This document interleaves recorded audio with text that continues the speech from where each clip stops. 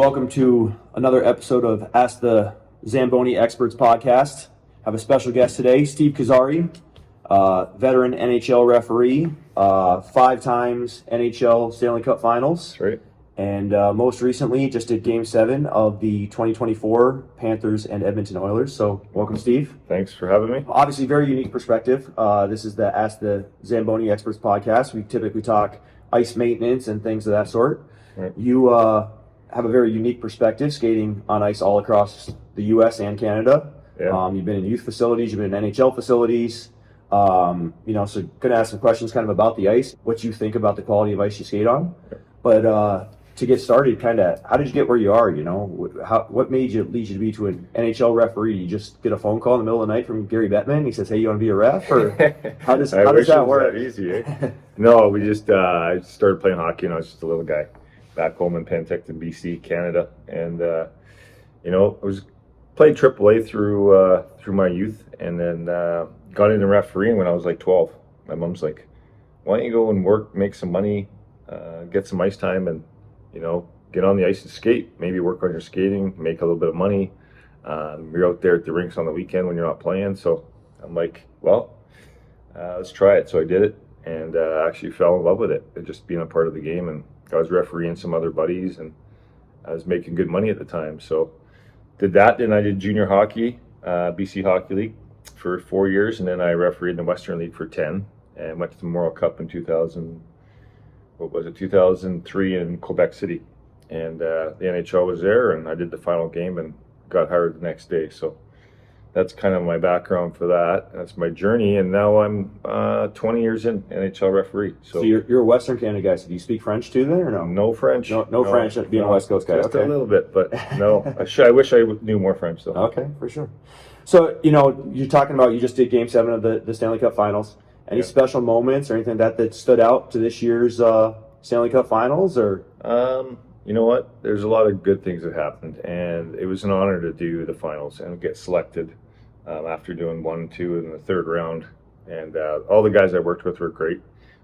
They all deserved it, great officials. And after Game 6 in Edmonton, they came in and announced the Game 7 team, which was me, Johnny Murray, Dan O'Rourke, and Matty McPherson. So it was a real pleasure, honor to do that. I was excited. It was quite a night. We celebrated a little bit and just reflected on how I got there and all the people in the past, and all the hockey rinks that you travel through, and your mom and dad and wife and kids supporting you. So it was a dream come true. And the Game 7 was obviously one of the better games we've seen in a Game 7 final. It was 2-1 for Florida, and they played hockey, and it was fast. Everything clicked, and it was the home team that won. And you know what? Edmonton put up a fight, and they deserved to be there at Game 7. And it was just to watch the cup come out. That was the first time I've ever been on the ice when the cup came out. Actually, second, sorry, in 14 it came out too, but in a Game 7, and everyone left it out there, and it was a lot of fun. And then we had a celebratory night as well, but not with the cup. But I wish it was. So you bring that up, and we're talking about ice quality and things of that sort. There's a big difference, obviously, just climate-wise, between Edmonton and Florida. It's hard to say, quality of ice and things of that sort, because obviously people are very, very different from state to state and country to country. Is there faster ice? Is there slower ice? Is there things that you saw throughout the playoffs that was just different that you liked or disliked? Right. Anything like that that's kind of stood out to you? You know what? The ice is different in every building, obviously. That's what you guys do. And I did notice a lot of Zambonis out in Edmonton and Florida, so that's a good thing. With the fast ice and all that stuff, the technology sure came a long way. And in Florida, it's a little bit more humid. Edmonton, it's a little bit more drier. The ice, I was really impressed with the ice in Florida, actually, with the humidity, and they kept the building really cold. And Edmonton's ice was good, too. It's always been good. But usually it's the temperatures. You wouldn't think that hockey in Florida with the the humidity, and it's in the 90s, 100-degree temperature. But the ice was really good. Guys were flying Game 7. It was like I'm getting to the end of my career and I'm slowing down. But this fast ice that's out there makes me look quick. So Steve and I have obviously had some conversations about fast ice and the new technology. We have we have about 19 NHL teams that currently have or have fast ice coming. Oh, wow. So you're skating on a lot of That's different rinks, and I know I pointed out to you, and you kind of pay attention to it. Do you notice a difference skating on a fast ice service versus a regular towel flood, or is it just different based on the environment and the climate? I think the climate dictates a lot on the ice. I do notice with the fast ice that a lot of the ice is a lot more consistent and a lot better than it was, 2, 3, 4 years ago. So it's came a long way. There's a few rinks that that are consistently not as good as some others, but for the most part, the majority of the rinks, I'd say probably 95%, they're usually consistent and they're hard and fast. I mean, some nights you're going to have, there's a lot of action with concerts and venues, changes over with the buildings and stuff. It gets a little bit softer, and it gets, because it's been, covered and stuff. But no, most of the time that it's amazing. It's been good. So, you're all over the country, you're all over the place. Do you have a favorite arena that you skate in? Do you have a favorite ice surface that you like to be on? Yeah, you know what I do? Madison Square Garden in New York, Rangers, probably my favorite ice.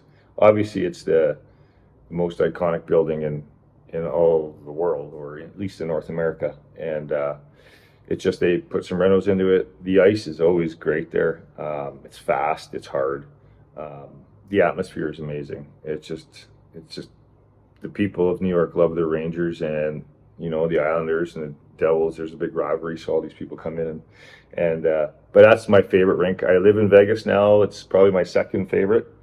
It's a Vegas show. They put on a show every time they definitely come on the ice with the showgirls in the warm up. Throwing off the visiting team, and absolutely. And the ice is always good here. But I got to go back home to Vancouver. Would be my third, and Montreal is probably my fourth for ice surfaces, just because it's Canada. They're great hockey fans. They're on the edge of their seat. They're homers, and you know what, they want to win. So, well, obviously the NHL always sets the standard as far as ice quality and things of that sort. The fast ice stuff like that. A little bit larger budgets and things of that sort because of just the size of the arenas. Right. You have a son, Jackson, who referees in the American League. You have a son, Nate, who's in the USHL right now. Right. So just you traveling around and seeing all those different things, do you see a trickle-down effect that goes into the other leagues as well that starts with the NHL? Or is there anything that you notice differently when you're in the local youth arenas and other type facilities as well that kind of all starts with the NHL and moves down? Right. Yeah, watching the boys in these, like the North American League and the USHL and American League, you get to a lot of rinks and you see a lot of the stuff behind the scenes, and all the guys that work at these rinks are so much more educated and knowledgeable since when I was a little guy coming up. Like, guys would just put the hot water in the machine, jump on and mop it and go back and forth. I didn't think the technology or the information on how to produce and maintain ice was like it is today. But even now in these smaller rinks, they do a really good job. They take pride in it. I think hockey's come a long way in the U.S. and obviously started, and in Canada, they take pride in their ice. And I think with all the stuff you guys are doing these days, it's come a long way, and the ice is good. So 3 times a game, people are out there, or 3 times a period, they're out there shoveling. Right. Does that make a huge difference to you guys out there? Do you feel it? Do you see it? Yeah, it's crazy actually. When like the first stoppage, I can go back to in Edmonton. Our first stoppage was at the 14-minute mark, and these guys go and shovel back and forth, and they come off and they bring in 2 buckets of snow off the ice, like big piles of snow. And this is 6 minutes into the game. But for me to get out there and taking the snow away from where the players come on and off the ice, the blue line, it's tens and then the goalies shovel it up against the post and can slow the puck down or on the goal line. It just stops and prevents things from, not a good situation happen. But it's sure beneficial, and I'm glad they do it. 3 times is enough. But it's always good to have them out there. Nice. So, something I always ask everybody is do you have a favorite Zamboni story? There's a joke that goes around that everybody wants to drive the Zamboni, right? Have you ever driven? Is there a young story that you ever were watching the Zamboni, or watching the game, and your dad slapped your hand for it or anything? Yeah. Or is it, you know what? I've never drove a Zamboni, and I'd like to. Maybe one day when I retire, hey, maybe you'll have a job for me. Post career driving Zamboni. Find a rink to drive locally, but no. But my friend did. Jamie, he but worked at a facility in Penticton, and he did Zamboni when the boys were little and I was back home. So we'd always be out there. And one day in the summer, he had to go we have a hockey school in Penticton, so they run between the two rinks. So he had to take the one Zamboni up to McLaren from Memorial. And he had the plates on and driving up the road, and I was on the back, just kind of hanging on and waving. People are honking because they always love to see the Zamboni on the road, right? Even in Edmonton in the finals, the guys were celebrating with the Zamboni. Yeah, for sure. Well, my joke is always it's the most expensive vehicle I've ever driven, and it only goes 9 miles an hour. So yeah, there you go. That's most expensive car I've ever driven.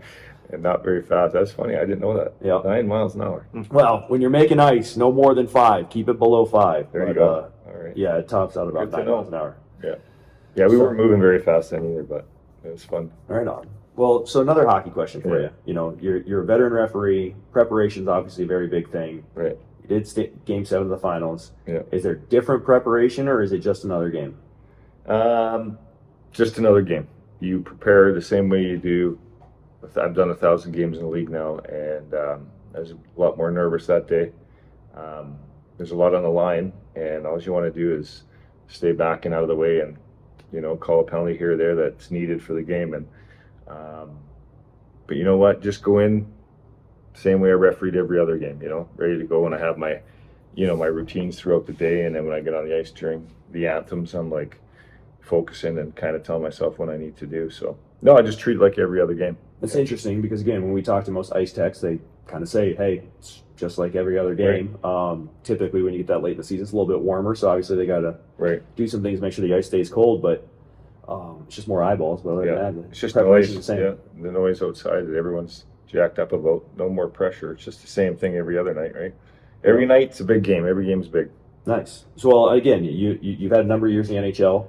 A lot of preparation, a lot of games, a lot of things. Do you have any aspirations or goals that you haven't accomplished yet that you're still trying to get to?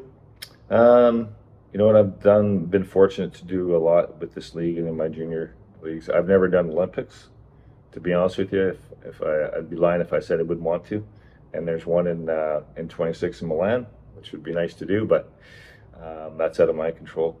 But that'd be kind of like the icing on my career. So nice. No, it'd be kind of cool. I think and then you get out and see how they do up in Europe and all these other things. They got the Four Nations Cup next February. That's kind of a cool event.